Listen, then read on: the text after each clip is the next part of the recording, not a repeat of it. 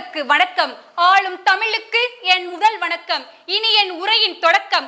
உங்கள் அனைவருக்கும் குடியரசு தின விழாவை தெரிவித்து, குடிமகளாக, நாட்டு பற்றுப்பிக்க நல்ல நண்பனாக, என் தேசத்தை காக்கும் தேசியவாதியாகவும் மக்கள் அனைவரையும் நேர்கொண்ட பார்வையில் வழிநடத்த சௌந்தர்யா தங்கவேல் என்னும் நான் முதலமைச்சர் பணியை இன்றைய குடியரசு தின விழாவில் உங்களிடம் உறுதிமொழி ஏற்கின்றேன்.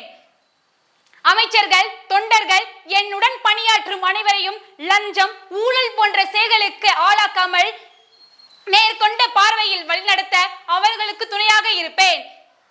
எனது முதல் கையெழுத்து, எனது முதல் பார்வை எதை நோக்கி இருக்கும் என்றால் கல்வியை நோக்கிதான் இருக்கும்.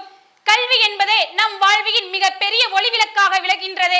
எனவே பள்ளிகளில் புதிய புதிய திட்டங்களை ஏற்படுத்தி அனைவரும் கல்வி கற்க ஆர்வத்தை தூண்டுவேன். அதற்கு போதிய வசதி ஆசிரியர்களை நியமித்து அவர்களுக்கும் நல்ல பாடங்களை அனைவருக்கும் கற்றுக் கொடுக்க வேண்டும். படித்தால் மட்டும்தான் பாரதத்தை பாராள வைக்க முடியும் என்று சொன்னார் அப்துல் கலாம் அவர்கள். நம் இந்திய நாடு வல்லரசாக வேண்டும் என்றால் அனைவரும் கல்வி கற்க வேண்டும். எவரும் கல்வி அறியாத முட்டாளாக இருக்கக்கூடாது. என் தமிழ்நாடு ஒழுக்கம் விழுப்பம் தரலாம், ஒழுக்கம் உயிரினும் ஓம்பப்படும். அனைவரும் ஒழுக்கத்துடனும் நாகரிகத்துடனும் இருந்தால் மட்டும்தான் நம் எதிர்கால தலைமுறை தலை நிமிர்ந்து நடக்க முடியும்.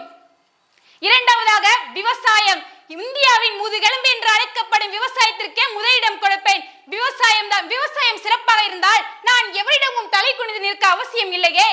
மண் வளம், இயற்கை வளம் அனைத்தும் சிறந்து விளங்க அனைவரும் மரங்களை நட வேண்டும். மரங்கள் நட்டால் மட்டும்தான் மழை அதிகமாக பொழியும். இந்த மரத்தை அதிகமாக நட இளைஞர்களிடம் விழிப்புணர்வை ஏற்படுத்துவேன். அதற்காக தான் இந்தியாவின் குடியரசுத் தலைவராக இருந்த ஏவுகணை விஞ்ஞானியாம் நாம் அப்துல் கலாம் அவர்கள் பிறந்த நாளை ஒட்டி அக்டோபர் 15ஆம் நாள் ஒவ்வொரு குழந்தைகளுக்கும் மரக்கன்றை பரிசாக அளித்து இயற்கையோடு இணைந்து வாழ வேண்டும். அப்போதுதான் நாம் சுவாசிக்கும் காற்றை கூட விலை கொடுத்து வாங்க வேண்டுமா? இல்லை இல்லை, என் மக்களையும் என் குழந்தைகளையும் அந்த நிலைமைக்கு ஆளாக்க மாட்டேன். அந்த அளவிற்கு விவசாயத்தையும் மரங்கள் வளங்களையும் இயற்கையோடு இணைந்த வாழ்வை நான் சிறப்பாக வாழ்ந்து காட்டுவோம் என்று ஒவ்வொருவருக்கும் மரக்கன்றை அளிப்பேன். நாம் அப்துல் கலாம் பிறந்த நாள் அன்று. பெண் அடிமை தீரும் மட்டும் பேசுந்திரி நாட்டில் மண் அடிமை தீர்தல் மேற்கொம்பே என்றார் பாரதியார். பெண்களுக்கு எதிராக எந்த அச்சுறுத்தல் நடந்தாலும் அதற்கு நான் முன்னுரிமை அளிப்பேன்.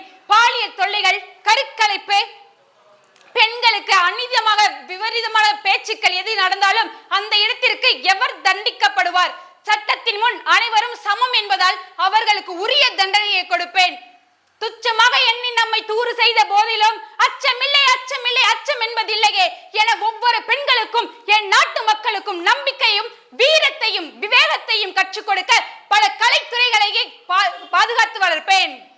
நோயற்ற வாழ்வை குறைவற்ற செல்வம் என அனைவரும் சுகாதாரத்துடன் நோயில்லாமல் வாழ பல துறைகளையும் பல உணவு பண்டங்களையும் சிறப்பாக இருக்கின்றதா என அமைச்சர்களை வைத்து ஆராய்ந்து நல்ல உணவான முறைகளை பழக்கத்தையும் என் நாட்டு மக்களுக்கு கொடுப்பேன். இந்திய தேசம் இதே, ரத்தம் சிந்திய தேசம் இது. இனி எந்த ஒரு ரத்தமும் என் நாட்டில், என் தமிழ்நாட்டில் சிந்தவிட மாட்டேன். என் தமிழ் மண்ணையும் தாய் நாட்டையும் எக்காலத்திற்கும் எவரிடமும் தலை குனிந்து நடக்க விட மாட்டேன். அந்த அளவிற்கு எனது ஆட்சி சிறப்பான ஆட்சியாகவும், என் தாய் மண்ணாம் தமிழ் மண்ணாம், என் தமிழ் மொழியாம் மூத்த மொழியாம், அதை நான் சிறப்பாக வழிநடத்தி என் தாய்மொழியை எவரிடமும் தட்டி கொடுக்க மாட்டேன். அதை எந்த மொழி வந்தாலும் பரவாயில்லை, என் தாய்மொழிதான் முதலிடம். தமிழன் என்று சொல்லடா, தலை நிமிர்ந்து நில்லடா. மீண்டும் ஒருமுறை உங்கள் அனைவருக்கும் குடியரசு தின விழாவை தெரிவித்து விடைபெறுகிறேன். நன்றி, வணக்கம்.